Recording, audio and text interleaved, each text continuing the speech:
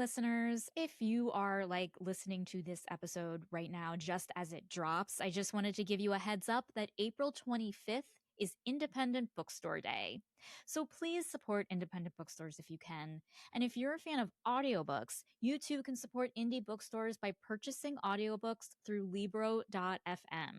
And all week, in honor of Independent Bookstore Day, Libro is having a limited time sale on tons of bestsellers, including Heated Rivalry. So if you're about to cave into society's pressure to read Heated Rivalry, now is your chance to get it. You can check out the affiliate links in today's show notes.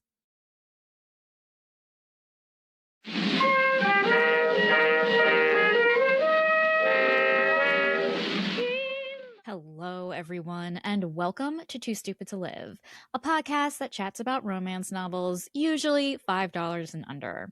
I'm your host, Becky Feldman, and okay, as of this record right now, it has been 5 months since Heated Rivalry has aired and, changed our lives, changed the world. So the last I heard, season 2 is coming out next year, which is basically the equivalent of 10 years. So I am guessing you need a sexy hockey romance to fill the Heated Rivalry-sized hole that is in your bookshelf that is of your heart. Well, I have a recommendation for you. It is Meddling by Hailey Reaves, aka Liz Shipton, aka today's guest, who is getting hot as hell with TSTL. These are special episodes where I chat with your favorite and soon-to-be favorite authors about their latest releases. Honestly, like the rest of the world, I'm sure, I read a lot of hockey romance after I blew through Heated Rivalry over the holidays. I have to say, Meddling does a superb job scratching that itch if you miss Heated Rivalry. But more importantly, it stands on its own as a thoughtful and super sexy sports romance. I highly recommend it. I'm so excited that Liz joined me for a chat while on her boat, which is so cool, despite this episode being hot as hell. Oh my God, Liz Shipton, or should I call you Hailey Reaves? What's just hello to you. Welcome to this podcast, Too Stupid to Live. Hi, I'm very excited. We are very excited to be here. I'm talking to 12 different people right now. You can't see this, but you have so many different personas, and there's 12 people. Yeah. Pronouns. Hooray. Yes. But I just want to start off by saying congratulations. You have a new book out. Yes. Right now. Thank you. Yes. Thanks so much. Yeah, it just came out yesterday. So I've been obsessively refreshing my Amazon page like all morning to look at the rankings, and yeah, it's doing pretty well. So I'm excited. That's something I always wanted to know, because when I put out a new podcast episode, I'm always looking obsessively checking in, and so it makes me feel better that I'm not the only one who. Oh God, no, that's everybody for sure, and this is the first time that it actually has gone well, so I'm like, yay! Well, how do you so basically, do you feel like you set maybe not I don't know, it's when you put something out, you expect the world to change, and then it's oh. Yeah.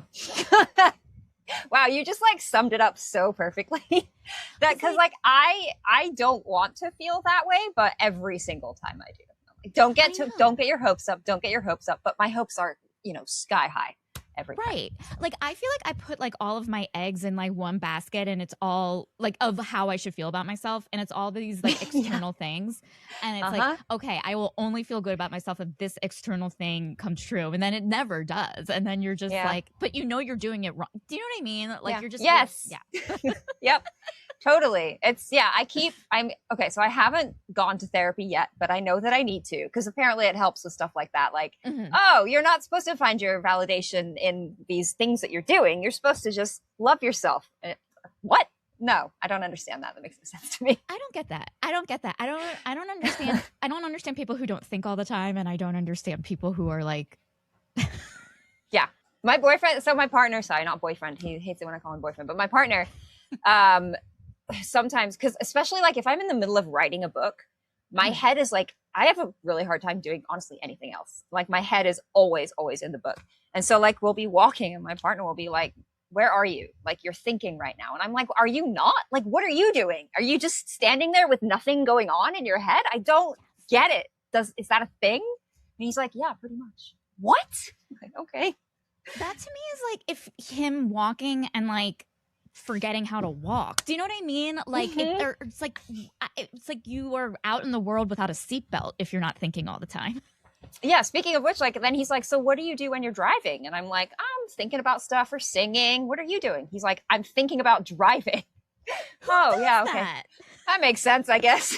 That makes I just like that makes absolutely no sense to me. That is nuts. But it kind of reminds me of the character of Liam because I related to him a lot because I feel like he's a type of character. Well, actually, both of them are like a character who's like very aware of all the thinking that they do. Yes, that's probably just me as an author. Yeah. Did you like when you were writing both characters? Do you bring like yourself into both of them, or like is there one more than the other? Yeah, I would say definitely Liam is sort of more me for sure, and I think Cole is like what I would, or sorry, not Cole. His name was originally Cole when I first wrote the book, and I changed it. It's funny, their names originally were Declan and Cole, and at some point I changed it, and I still call Nick Cole. I can't. I can't. Totally okay. Stop. I did just have a nervous breakdown. I was like, oh my god, did I read the wrong book? But no, I read the wrong book. No. I just literally named my character the wrong name. It's fine. But yeah, I think like Liam is like who I actually am, and Nick is like what I wish I was, or like would aspire to be. Yeah, like Nick has his shit together. I felt like I was like, I mean, kind of, but then he also just really doesn't, right? Because he's like, well, I've been to therapy, I know how to do this, and yet also just acts in a manner that goes against literally everything that therapy has taught him. Oh my god, totally. Because like I feel like there's like people who are like, I went to therapy once, I'm done. And you don't realize like, oh, this is like you have to like work at it every day, which is annoying, you know. But... Yes. I don't want to do that. It's so hard. No, like what does the world expect of me? But okay, to back up a little bit, you do have a new book coming out. It is Meddling. It is a hockey romance. In light of how popular Heated Rivalry has become, tell me about like what it was like to write a hockey romance not post-Heated Rivalry, but just like with all of it in like the zeitgeist. Do you know what I mean? Yeah. I mean, honestly, that was kind of why I started writing the book because, okay, so Hailey Reaves, which is the name the book is published under, is my pen name. My real name is Liz Shipton, and I have a bunch of, they're all behind me right here. I have a bunch of books out, and I basically, so I've been writing for about 4 years, and I have been fighting the market like the entire time, because what I want to write is like weird, cross-genre. I mean, look at me. Obviously I write like weird shit. And I kind of like came into it being like, I can change things, you know, like I'm going to do the opposite of what everyone else does, and I'm going to be successful. And it took me 4 years to basically be like, no, you're not. So I just like got to a point where I just got so tired of fighting the market, because like, I think my books are good. I think they're well written. They and are like, good. Yes. Oh, thanks. And yet like nobody picks them up purely because like the covers are wrong, or they're like a little bit, they're just like slightly too off or slightly too weird for people to really want to pick them up. So like when I saw Heated Rivalry was getting big, I was like, okay, so people really like hockey romance. And I had already done a male-male pairing in some other books that I wrote, part of the first series I wrote. So I knew I liked writing that. And I was like, I think I could do something like that. And like, that's what everyone tells you to do, right? Like writing to market is like, look at what's doing well and then figure out, you know, what's good about it and try to do that. And I sort of refused for 4 years to do that. And then, you know, was like, maybe I'll just try that one time. And hey, guess what? It works. Frustratingly. But don't you think like, okay, like it feels like you're still like, because you still have like other stuff coming out under the Liz Shipton umbrella. Yeah. So it's not like you're abandoning. Do you know what I mean? No, totally. I actually have a book coming out in July under that name called Mother and Slaughter. That's like completely different Totally different thing. And yeah, so I'm getting to a point where I'm like, okay, so I know how to write. I have kind of the marketing stuff together a little bit. What do I like actually want to do, and how am I going to grow this into like an actual career? So yeah, I basically am like, I'll write some books to market to actually make some money, and then I'll go fuck around with whatever I want to do, you know, under my real name, and I'll just kind of keep those separate. So I think a lot of people do it that way. Yeah, I feel like that's the trajectory of like all creative people. Do you know what I mean? Yeah. Yeah. Yeah, definitely. It should not have taken me 4 years to get to this point. No. Well. I feel like it's like one of those things of like you learn everything when you're supposed to learn them. I'm making myself feel better by saying that, actually. Yeah. Now that I think about that is true, actually. You know what's funny is like people are always like, oh, everything happens for a reason, or timing, whatever happens for a reason. And I don't necessarily believe that, but sometimes I do look back at like the first books I wrote, and like those didn't do well, and I was so mad at the time that they weren't doing well. And then I read them now and I'm like, oh, these are awful. I'm so glad these didn't like blow up. Like if a lot of people were reading these and like thinking that this is like what I can do, oh God, no. Well, it's so hard because it feels like you want to start out successful, right? Like you don't like I'm liking it to like being a new person at work. You never want to be the new person. You want to like show up and like already know what you're doing. You know what I mean? And then it's like you have to look back and then being like, oh, like I really didn't. I'm sure compared to like what other people have put out, like your books that you first wrote were like spectacular, but like, you know, it's like you have to like admit like, oh, okay, really, like I was just learning. I was doing this for the first time. I need to give myself like grace or something. Yeah, definitely.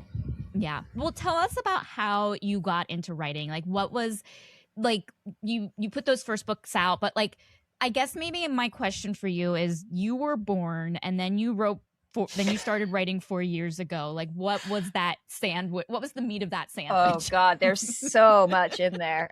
You really want to go all the way back there? Okay, so no, I'm just kidding, but yeah. I started writing. Let's start there. I started writing because my partner and I moved onto this boat. So I'm on a boat right now. I'm in a sailboat. We live on it. We've been living on it for about 5 years, 4.5 years. We're in the Caribbean right now.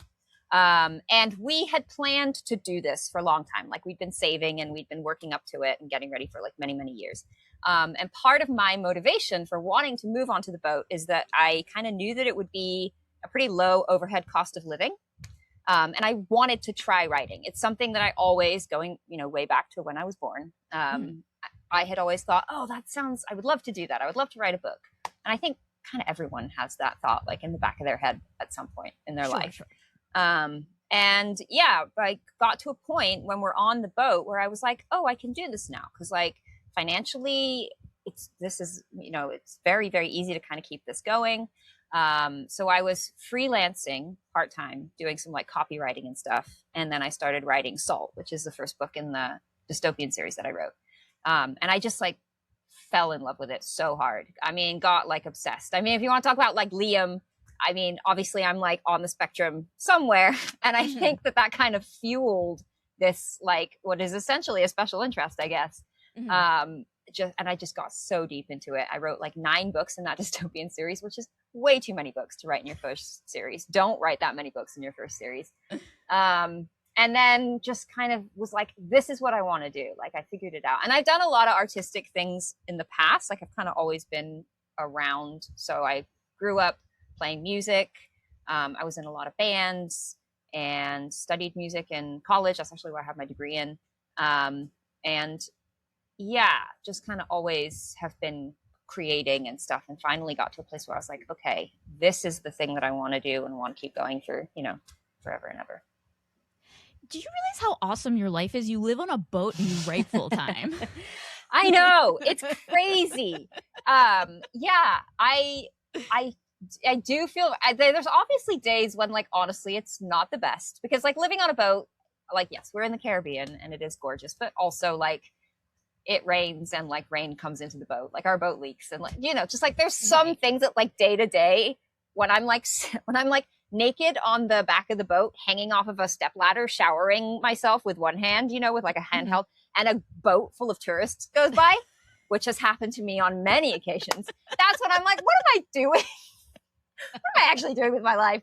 hi, yes, what's up? No, I'll just pretend like I'm French and hopefully it'll be, yeah. So I like it. It's like, up and down. No, French people bathe in public, so I'll just use that. But they do. It's funny because like in the in the Caribbean, well, they do here. Out here, honestly, like when you're on a boat, like you kind of just get used to seeing people's asses all the time because like a lot of them are just like, yeah, we don't care, especially the French. Yes. Yeah. Okay. Can I ask you boat? I mean, like I know you're a writer, but can I ask you a few boat questions? You can. I'll do my best to answer them. My partner is definitely the like captain, but yeah. So like, okay, do you have to do like, do you do boat? Like, do you have like, my only reference to boats is Below Deck, and so like. It seems like do you do boat stuff like every day? Like, are you sailing about or are you docked a lot? Like, what?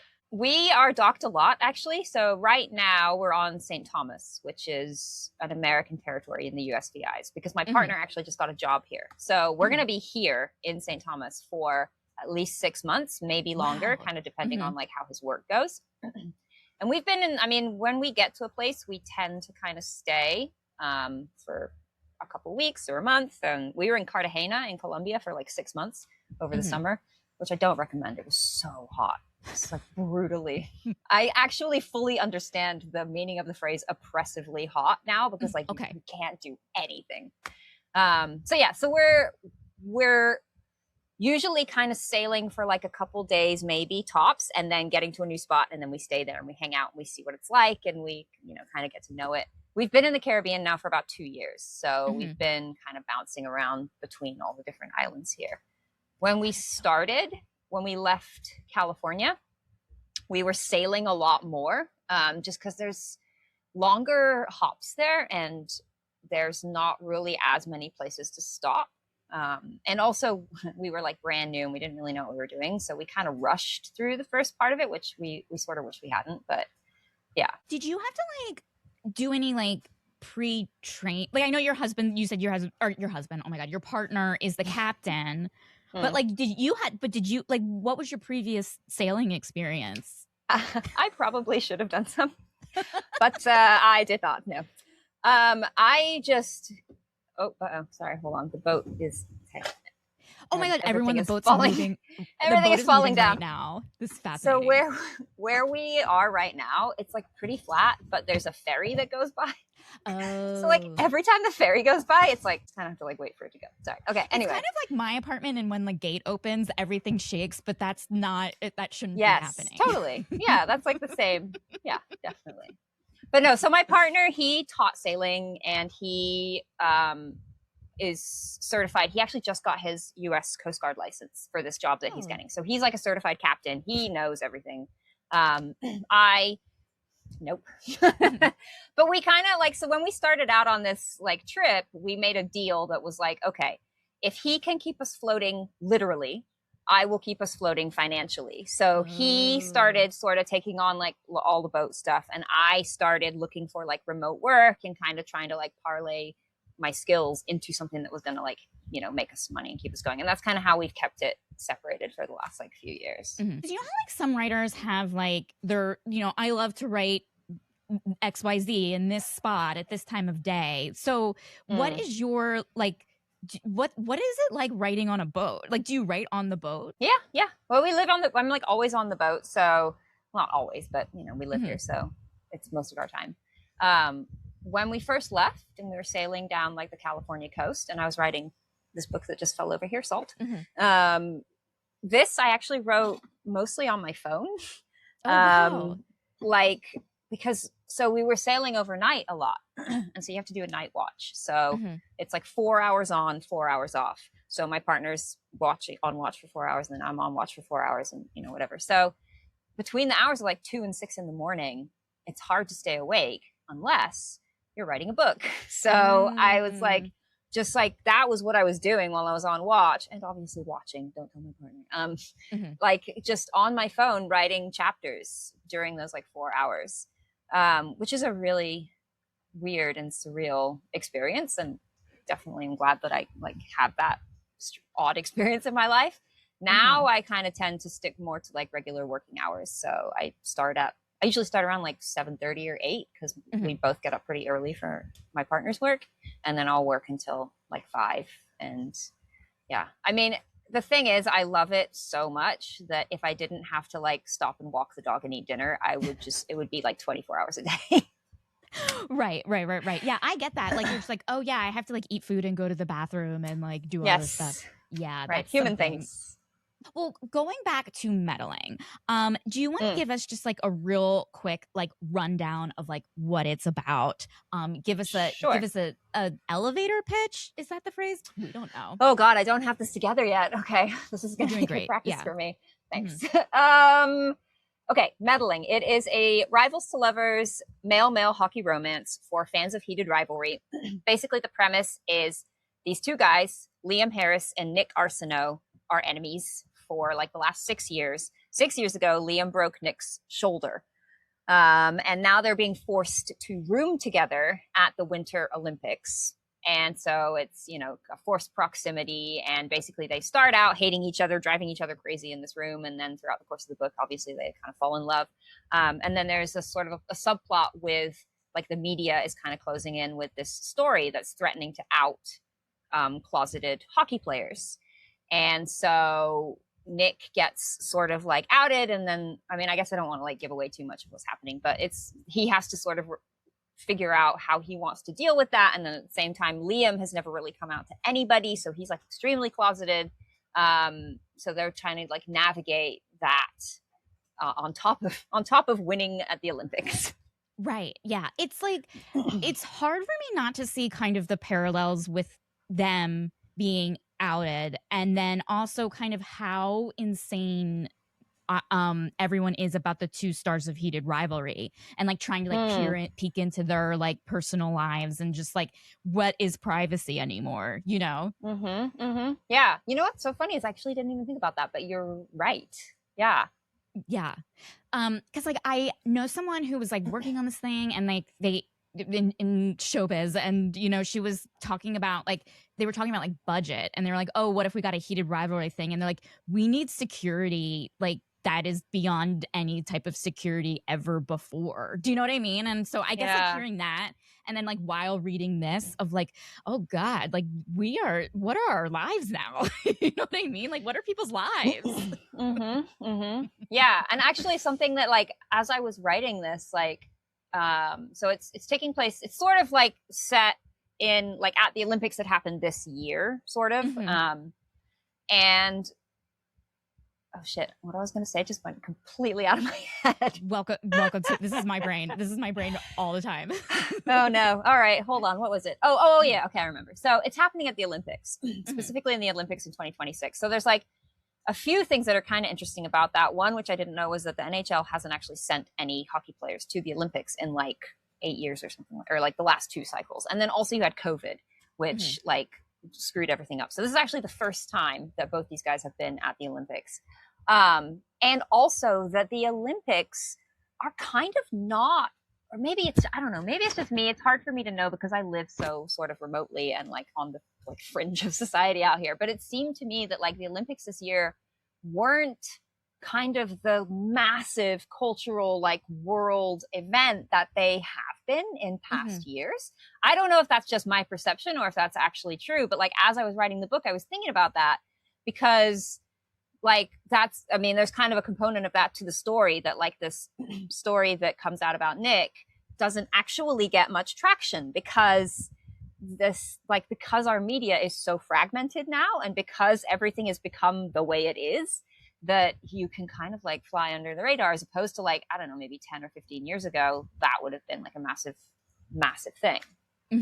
Yeah, I think you're right about that with like the Olympics, because like, I don't know, I just like feel like everyone is just in their own pockets. So maybe there is kind of like a world where there's a community of people who are just like, if I hear about the Olympics one more time, I'm gonna blah, blah, blah. And then there's like other people who are like, what, the Olympics are happening? Like, yeah. Which is crazy because I mean, I remember from my childhood, the Olympics were like, oh my God, the Olympics. Yes, it was like this huge thing. It was like this national thing. And now it's, what I really found striking about the book is like how is the setting. And I know this is weird, but like the setting of like the Olympic Village and their dorm, because there's a lot of time spent in this dorm where it's the two beds and the two of them, and they're looking at each other's things, and they're like seeing how like they kind of how they live with like this the books that they read, or like what they're looking at on their phone or computer or something like that. And it's like it feels like such a confined space, and I'm like, do you I have to ask about like the parallels between like, you know, just being on the boat and then like kind of like living with like in this dorm with like another person, and you're like getting to know them for the first time. You know what I mean? That's really funny. I love doing these interviews because people will like point things out to me that I haven't even like thought about, but you're so right. Like subconsciously, obviously. Yeah. I guess there are definitely some parallels there. I mean, like I just said, my partner's just taken this new job. So he's like away now for like 10 hours a day, which we've literally been this close for like the last 5 years, 24 hours a day. So it's honestly kind of nice. But yeah, speaking like to the story specifically, it's actually funny you bring that up because I kind of got like halfway through writing it. And I was like, I realized I had kind of like trapped myself in this room where I was like, where else are they going to do it? Because there's really not that many options. Like, yeah, okay, it's a great premise. They're stuck in this room together. But then once you actually get into the like nitty gritty of writing it, it's like, okay, so are they going to hook up in the room again? Yeah, I guess they are, because that's the only place. But then I did so towards the end, I was like, all right, I'm getting tired of this room. And I had to like pull them out of it a little bit. But yeah, and then it forces you to get a little bit creative because like, and I think the same thing with like a slow burn also forces you to be a little bit creative because you want spicy things to happen, but without them like having to actually like have sex in a new location. So like you can have like stuff like the locker room scene or the shower scene or like I mean, I don't want to give away what like happens at the end, but like it's a great scene, everyone. Yeah, force you. It does kind of force you to sort of like navigate around that like trap that you've created for yourself, I guess. Do you think that like, because like when as you're saying that, it kind of like makes me think of like that kind of like, oh, when is this going to happen? What's the timing? It kind of like also like mimics or mirrors more romantic and relational part that has nothing to do with sex, of like when the two of them are finally going to like get past each other's walls and see each other. Like when does the burn start burning, you know, in all respects, you know what I mean?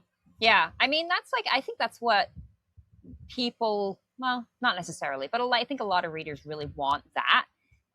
Sometimes I think the sex is great, and at least that's kind of how I've approached all my other books, where it's like the relationship is really the key thing that I think people are wanting.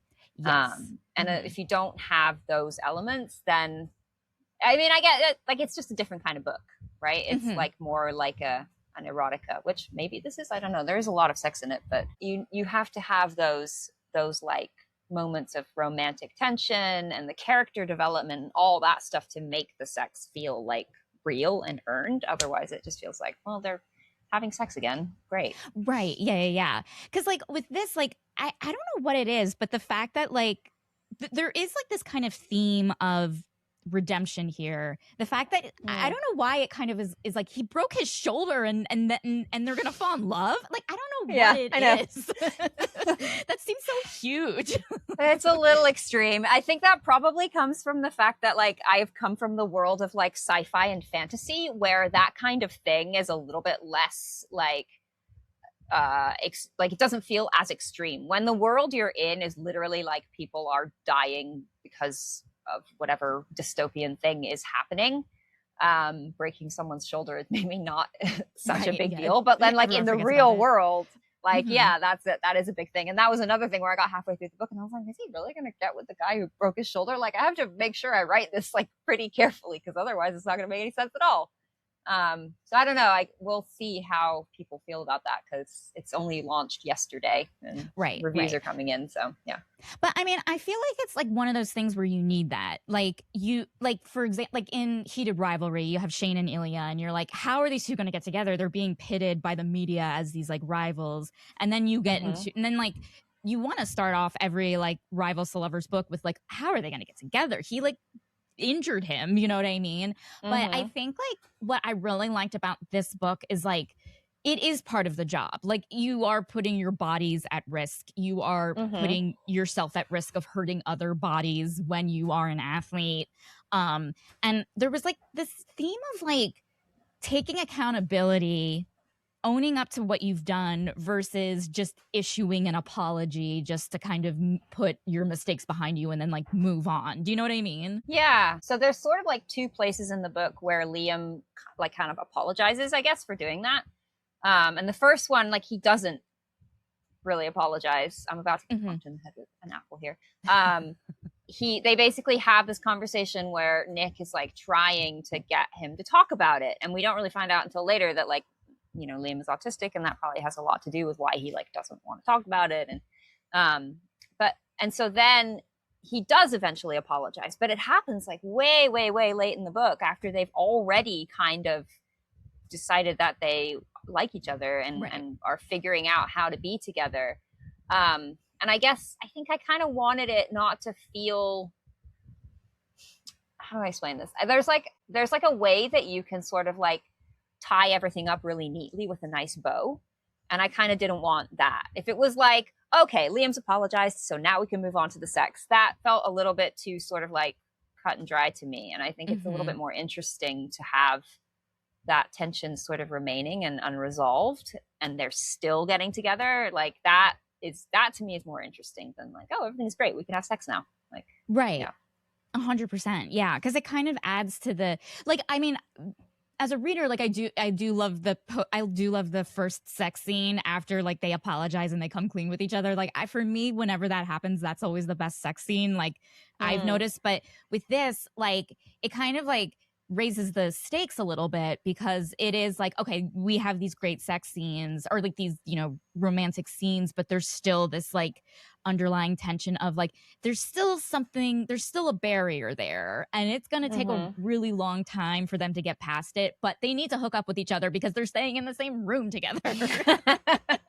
Yeah. I think that definitely, and I think like pretty much all the romances that I have written, if you can even call them that, some people don't, but like, are slow burn. Because for me, I'm kind of the opposite. For me, all of that like tension and build up, like, that's the fun part. That's what I want to read. And then once they're together, I'm always like, I just like put this book down. Like, I don't need to read anymore.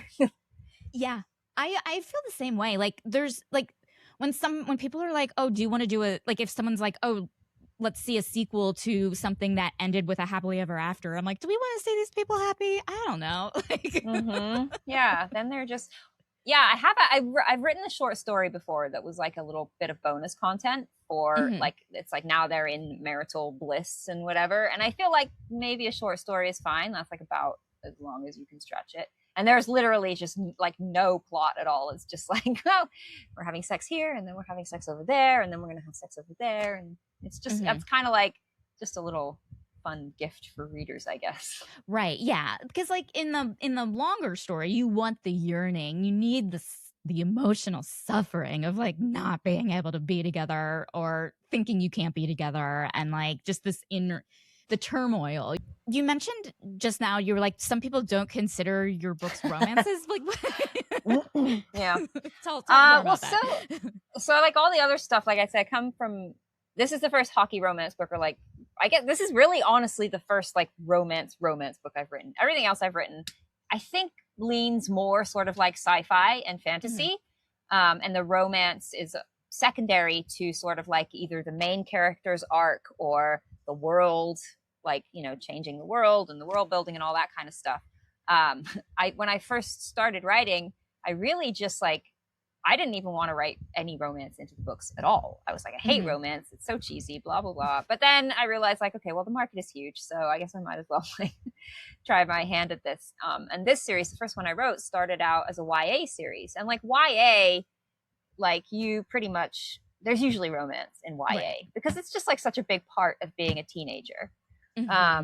So I kind of started writing like YA romance, and I didn't even really know about spicy books at that time. And then I discovered ACOTAR, and I was like, oh, people really like this. I wonder if I could do this. And so then I started went back to a book that didn't have any spice in it, and I sort of added these spicy scenes. And so all those books are very much like plot first, character development first, world building first, spice second. And yeah, the main couple in that series doesn't actually really get together until like book 3. So books 1 and 2, when I was like advertising it as like a dystopian romance, people were like, this isn't a romance. They don't get together. The book literally ends with like the guy being kidnapped and the girl being like, I guess I'd better go rescue him. Right. So yeah, definitely not technically a romance. But like I've read duologies that are romances. Like I just finished, what is it? The Moth and the Night or something. Oh, and Rachel Gillick? Yeah. And like it ends with, spoiler alert, sorry everyone, I'll whatever, but like it ends with them like they're separated, and so it's like, well, but it is a romance because this is a series. Like it's weird like when people say a singular book isn't a romance when the series isn't a romance. That's true. Yeah, I guess you could consider the series a romance. And yeah, I think, I don't know, it's hard because a lot of people have very strong opinions, and that's fine, you know, like they know what they want to read, and they want to read a romance where the couple gets together at the end and they know that it's going to be, you know, that. I personally don't have that strict of like criteria. But yeah, it's definitely tricky to like sort of navigate that world, knowing that people have expectations like that. Totally. So like when you were starting to like write Meddling, knowing this world were so, I mean, the romance world is great, but so many people have so many striking, strong opinions. Like, does that come into play when like you're in your creative process of like what people are going to think? Yeah. So I when I started writing this book, I was doing it the way that I've done all my other books, which they usually have 3 or maybe 4 like open door scenes. Usually 3, and then there's one that's kind of like an almost, like they're almost getting together, or they're just kissing or whatever.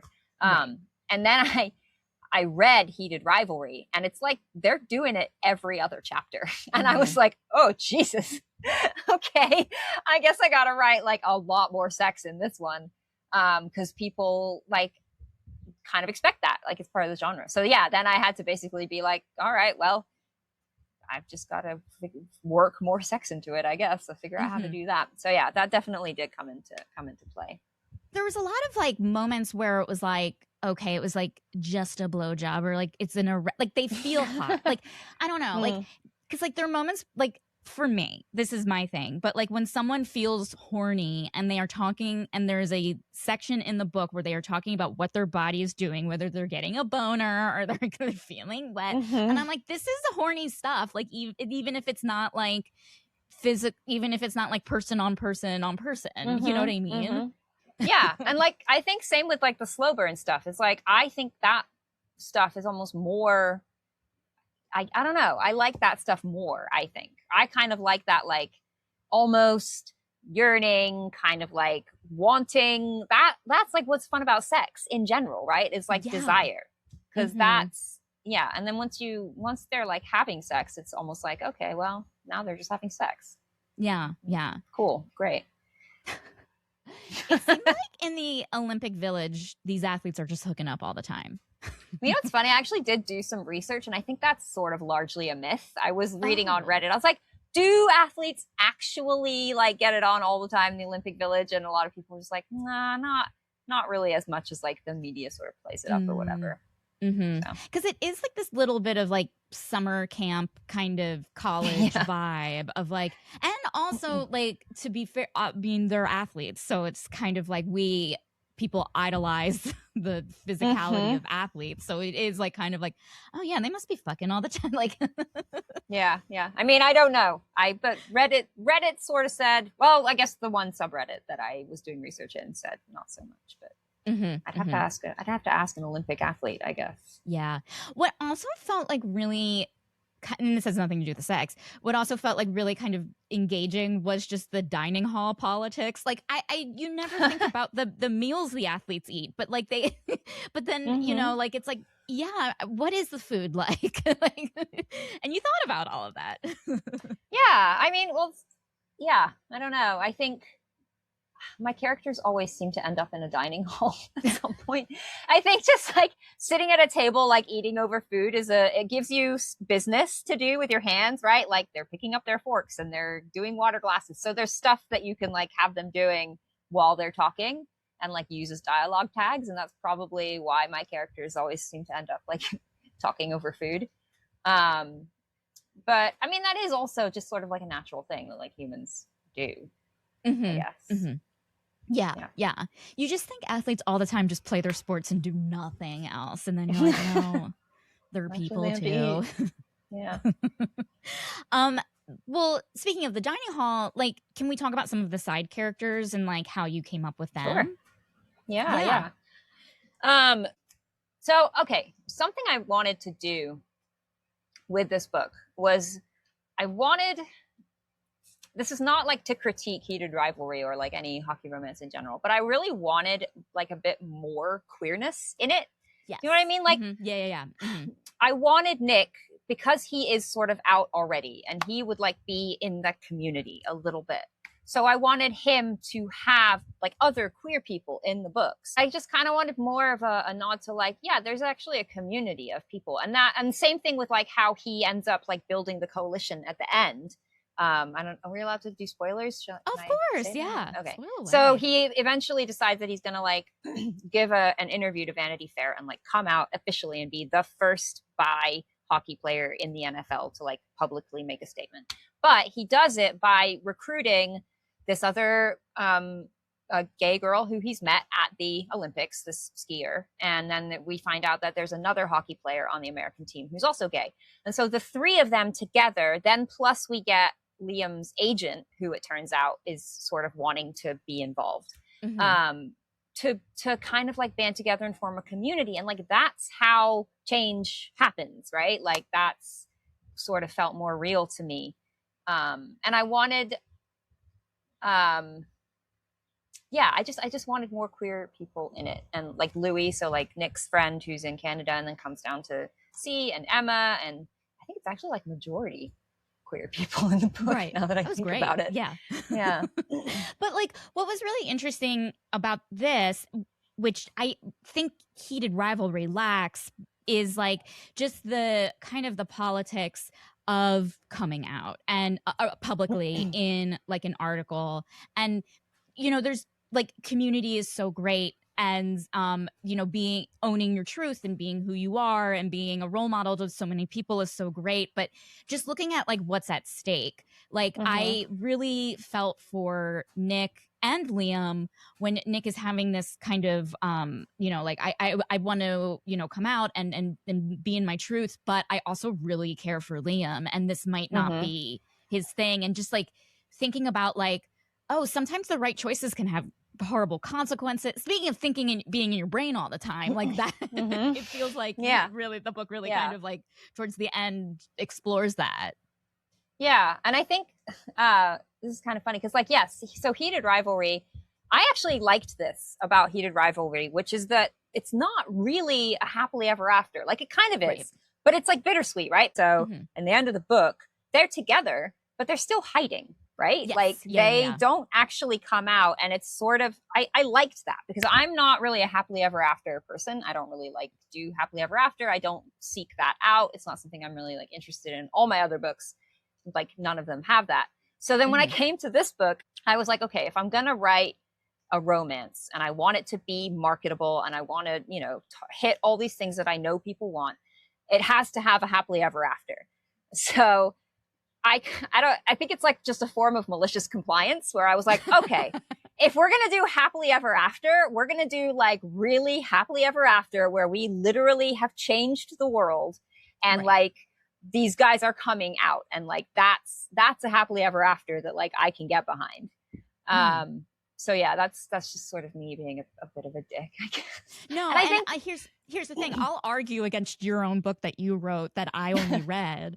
Even at the end, like I think their happily ever after still has complexities that are unresolved. You know, like they aren't, spoiler alert, not living not that you have to live together to have a happily ever after, but you know, there's still right. There were boxes in their lives that still remain unchecked that kind of puts this in the category of like a happy for now versus a happy forever. That's good to know. Maybe I'll change the Amazon listing. Yeah. But I think some of that also maybe comes from, again, like the world of like sci-fi and fantasy, which is where I've mostly written. Like in sci-fi, and particularly in like dystopian, which is a lot of what I write, the world is a really big part of the story. Like, and if you get to the end of a dystopian romance and like the world hasn't changed, then you haven't really, like, I don't think you've really done your job. Like, that's because the world changing is a huge part of like a fantasy book or a sci-fi book or a dystopian book, at least, I don't know, in my opinion, I guess. So I think that I kind of ended up just sort of like carrying that over into this, where it's like, oh, we're gonna beat the bad guys and bring down the government and you know, all that stuff. Honestly, I think you did, because like this is like, it was one of these books where like just hearing you talk about sci-fi and talk about world building, and I was just so like struck by the different descriptions of the setting and the community of the Olympics in this book, that it almost does kind of feel a little sci-fi, just with all of like this like the attention to detail, you know what I mean? Like, I honestly felt like sometimes when I read sci-fi, you are kind of like peeking into this world that you've never seen before. And this book has that kind of same kind of aspect, except it's like with Olympics, and that is real. Yeah, that's true. Actually, yeah, because it's like a little world, right? The Olympic Village. It's like yeah. Do you think that like people in the romance world, like thinking about happily ever afters, like sometimes it feels like we're a little too strict about what that means? Do you know what I mean? Yeah, maybe. I mean, it's hard for me to say because I don't really, it's not something that I care so much about. I do think that, I don't know, it's hard. I've spent the last 4 years sort of like going back and forth between like people like what they like and they can read whatever they want. Right. Also, why do they want to read that? but like that's fine. People read what they want, and I don't necessarily always understand it, but like, you know, whatever. So I don't know. I'm just getting to a point where I'm just like, whatever. If you have a strong definition of happily ever after and that's what you need, then fine. Maybe I didn't meet that, and like, I'm sorry, and you're going to leave me a 1-star review, and that's why I don't read reviews. You know, like, guess what? Not reading them. So there you go. Whatever you want. It seems like there's like this like kind of like heated rivalry, if you will, between being a writer who wants to please people, please readers, write something that reaches people, versus the writer / reader / fan who like has their own kind of opinion, like thoughts and feelings about like what makes the genre you're writing work, you know. And it feels like it like comes, they're at each other's throats sometimes, you know what I mean? Yeah, definitely. I would say I'm at my own throat almost every day. Just arguing, being like, no, it's fine. Oh, but why? But like, what's amazing about it is that you still like, it's still like you don't let it get to you. You know what I mean? Like, you just like write and you put out. Well, you know what I mean? Like, to the point of you're publishing books. You know what I mean? Like, there's I think like I don't know why I find that impressive. Of like, oh, you just don't like abandon it. That's pretty cool. Yeah. No, I would say I like have been like, it is a struggle for sure to like, I don't know, write things that you think are really great and have people not, I'm sure you know, right? Like, just have people not respond to them. And then you'll write something that's like, you hate, and everyone's like, oh my God, amazing. Like, or like the TikTok that you spend an hour on goes nowhere. And then some, you know, thing of your double chin while you're just doing whatever, like, everyone loves it. Yeah. Oh, well, this segues. You are actually also a content creator. Talk about that a little bit, because you do. That's how I found you for the first time. Your videos were being like targeted towards me of like different like romantasy tropes and stuff. So do you want to talk about that a little bit? Sure. Yeah.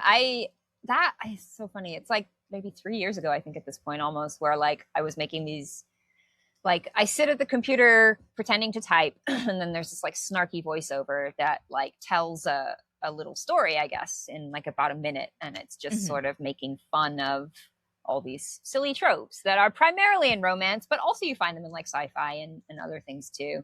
But yeah, I think probably those blew up precisely because of that, because of tropes. Like Book Talk is heavily into tropes, and that's how books are marketed there, and that's how readers find what they're looking for, and that's what everyone talks about. So I've put up other videos that like I think are funny, but because they don't touch on the same tropes, they just don't get the same kind of reach. I also found out that some of those videos were actually sort of building the wrong audience for me, because I think a lot of my readers who have found me in the last few years have found me through those videos. But a lot of other people have also found me who are not readers and are just, especially like if you get to a video that goes up to like 4 or 5 million views, you're hitting so many just like random people who then don't buy your books, which was incredibly frustrating. Yeah, it's like 4 years of me sort of slowly realizing, or however long it's been since those came out, like 2 years of me slowly realizing that like, oh, a lot of the people who are watching my videos don't actually care about my books at all. And then you have to figure out a whole new thing to do on TikTok to like, how am I going to get the actual people I need? Right. And it's like, again, you're at the whim of like an algorithm that like makes no sense. And, you know, it sounds hard. So you were basically making these videos. This was after becoming a writer. It wasn't like, oh, I'm a creator, then writing. No, yeah, I was making the videos as a way to promote my book. Like that's really the only reason I got on Book Talk, was to find a way to promote my books, because other authors were like, that's where you need to be. Yeah. When you like have ideas, like does it happen? Like, do you have like content ideas like while you're writing and then it's like, oh my God, what do I focus on? That's funny. Yeah, maybe sometimes. And then I usually would just try to like take a note in my phone and write it down. I would say when those videos first started to blow up, I was like, oh, great. And I sat and I just like came up with as many ideas as I possibly could. I've made so many of those at this point. And then inevitably I did sort of run out of ideas. And then I just took all the ones that I'd already done and shot them again. Right. And posting them again. Yeah. It seems like I like just the like hearing about other people who do like content creation and just like putting out, you know, especially focusing on like social media and stuff, just the amount of like, oh, you're re-editing stuff or you're taking stuff and repurposing it. Like there's a lot of like more thought than actual, like, do you know what I mean? Like just like it's just, you're thinking strategy, and versus like, to me, it seems like, oh, someone just had a funny idea and they like tape themselves and they put it on and then they're like moving on with their life, you know, like. Yeah. I mean, I think there is that too. But yeah, I definitely came at it from the angle of being like, I want to utilize this platform as a tool to reach people. And I mean, it's been varying degrees of success. I'm still figuring it out, you know. We all are. We're all figuring it out. But it seems like you've like kind of made this like name for yourself, and you kind of like created this like identity that's very uniquely you. And like I think that says a lot about like who you are and what you're creating, like especially in a world, romance, where it does feel like there's so much pressure to kind of fit a certain mold, that you still are like finding a way to like carve out yourself in this world. You know what I mean? Well, that's nice. That's good to hear. Because that is definitely, I mean, I don't know. I'm never going to be with this hair. I'm never going to be like a typical romance. And you know, what's funny is like, actually, that's something that I've figured out as well in the last like 4 years, is that, yeah, you are actually kind of weird and like not really quite the same as like the things you're trying to do. And like that's kind of what's been frustrating for me, is like I write something that I think is super marketable, and then I put it out and I realize that like, oh no, actually that's pretty weird, and like most people don't like that. And yeah, it's been really interesting to kind of learn that about myself through my writing, like in the last like 4 years. And I think meddling was me basically being like, okay, well, you know that now. So now let's like actually try to write something marketable. Let's actually do it right this time. Well, I think you did it beyond right. I thought it was excellent. It was so, I read it in one night. I thought it was so fun to read. And like, Yay. I really, did I cry a little bit? I cried. I really? have a, yes. Yeah, I cried. Like, I cried at the airport scene, and I don't want to admit that I cried, but I did. Well, that's great. I love to hear that, because I literally do walk around, and I would say that thought. This is so embarrassing. That thought pops into my head probably at least once a day right now. Like, I wonder if anyone cries at airports. Yeah. That's so lame. Yeah. I felt like, cause like, there's like, yeah, I'm like, yeah, I'm in tears. And like, I hate to admit, because it means that I have like a soul and stuff. And I don't like to admit Oh, God. Who wants one of those? Yeah. Like, I don't want anyone knowing that I'm not like, my cynical exterior is actually really fake. Yeah. Oh my God, you should read this book. This is like right up your street. If that's I have it. It's on my TBR list. I think it's on my God, read it. Yeah. Oh my gosh. Okay. Well, you mentioned Mother and Slaughter, and I want to touch upon that before we end. Talk about that. This is a Liz Shipton original. You know, like that's under a different your original. Yes. I was about to say screen name. I meant name. I just meant regular name. Screen name. Username. Yeah. Mm-hmm. Yeah. Okay. So Mother and Slaughter is actually kind of different from any of the other stuff. So there's no spice in it. There is a romantic subplot, but it's very much a subplot. It's basically a political satire, but set in a fantasy world. So the main character's name is Eleanor Skinner. She is a 35-year-old gladiator, and she lives in this world called Draconia, where basically women are stripped of their magic at birth, and then they're given the choice to either become a mother or a gladiator. So at 18, you basically have to choose between those things. Eleanor chose gladiator. She's a career woman. She's like very into her job. Her job is slaughtering other women for sport once a year. And then she gets pregnant, and she does not want the baby. She would like to keep risking her life, you know, once a year in the arena rather than have a kid. So she and her friend Roz, who's another gladiator, go on this like quest seeking a witch to do basically a magic abortion, which sounds, I don't know. It's a tough sell, honestly, this book. I think because people see pregnant and they think it's an accidental pregnancy, like romance book, which it is absolutely not. It's like, it is a very blunt political satire that like you read and you're like, oh, this is exactly just poking fun at literally everything that's happening in the United States right now. So there's a trans character, there's an immigrant character. They basically all band together at the end to overthrow Trump. And the last chapter is essentially just a really thinly veiled Trump impression. Nice. And then we put a sword up his butt at the end. And like, that's the story. The least we could do. Exactly. So yeah, it's kind, I guess it's sort of like, I think that the like kind of political, let's change the world thing ends up in all my stories. And that's maybe similar to Meddling. But apart from that, it's a very, very different book. Yeah, it feels different. Here's what's like so striking to me is, and I mean, I love romantasy. I love fantasy. I feel like as of late, I'm a 41-year-old woman, and I don't want, and everyone feels like they're great. Thank you. Well, it's a filter. There's a filter. Oh, damn it. Where does that filter? I need it. Yeah. No, like I'm so like everyone it feels like a lot of the protagonists in a lot of fantasies are like 18. They save the world by the time they're 20, and so then they have the rest of their lives to live in like a happily ever after world, and I get very jealous. And so I'm really glad someone's 35. Yeah, I was a lot the same thing. And like, yeah, a lot of my videos kind of, I think, touch on that, where it's like, she's 19, but she has the maturity of a 35-year-old. And like, well, what if we actually made her 35? Like, cool. And it actually plays pretty well on TikTok. Like, I've put up some videos for that book, and people are like, people want that, I think. Yes. And like, I don't know, maybe publishers like will catch on to that, and it, like fantasy will start going a little bit that way in the mainstream. I don't know. I hope so. I hope so, because like, again, like I love the genre, but it is just like being like, if I need old women. I need to read about an old woman.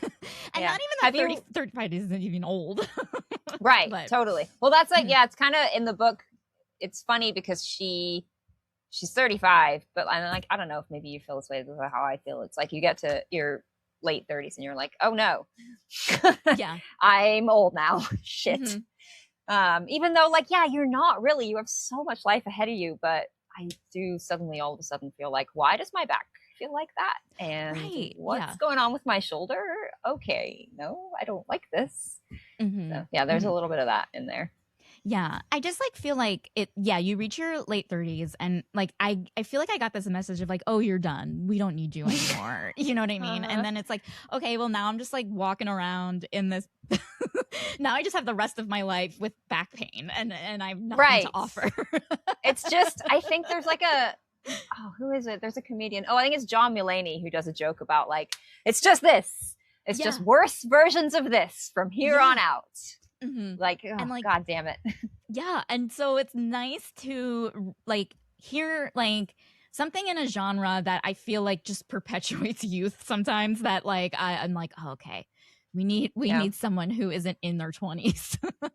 There's a great book called, have you read The Adventures of Amina Al-Sarafi? Yes, and that's I loved that book, and that was what made it so good. Yeah. I was like, oh, she's a mother, and like, oh, it's so good. Yeah. Okay, well, before we go, remind us about Meddling, when it comes out, where we can find you. Do like your plug, do another like final plug, if you will. Okay. All right. So Meddling actually came out yesterday, April 7th. So you can go. It is in KU. It is on Kindle. You can get a paperback from Amazon. You can get a paperback from everywhere. Actually, it's like if you go into your indie bookshop and you ask them to order it, they can order it in for you. Go to your library, do it that way. It's there. The next book in that series, which is called Wingmen, is coming out in July. Cool. And then I also have Mother and Slaughter coming out in July as well, because I am a terrible planner. Well, it's two different people. It's like, you're one is Hailey and the but other there is actually only one of me. I know, running both of those launches. Okay. So dumb. Yes, that is true. But yeah. But yeah, you can find everything about me at lizshipton.com, or you can find me under the handle Liz Shipton Author on pretty much all the social media platforms. Yay. Well, thank you, Liz, so much. It was such a pleasure to talk to you. Yeah, thank you so much. This was really fun. Thank you so much for getting hot as hell with TSTL today. I hope you have a nautical rest of your day.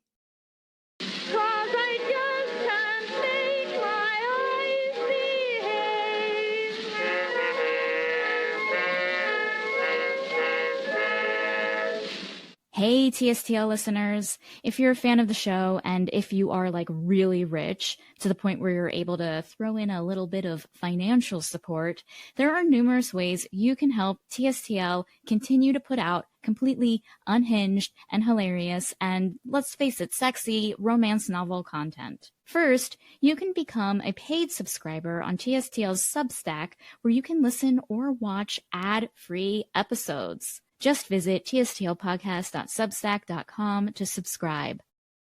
But if monthly subscriptions aren't really your thing, but you still happen to be like super duper really rich, you can also buy TSTL a happy ending at buymeacoffee.com/TSTLpodcast.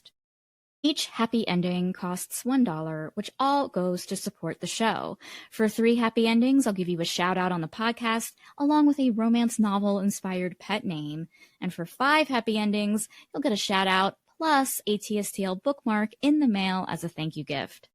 Look, even just by listening to TSTL, you're making me feel all tingly and all special inside.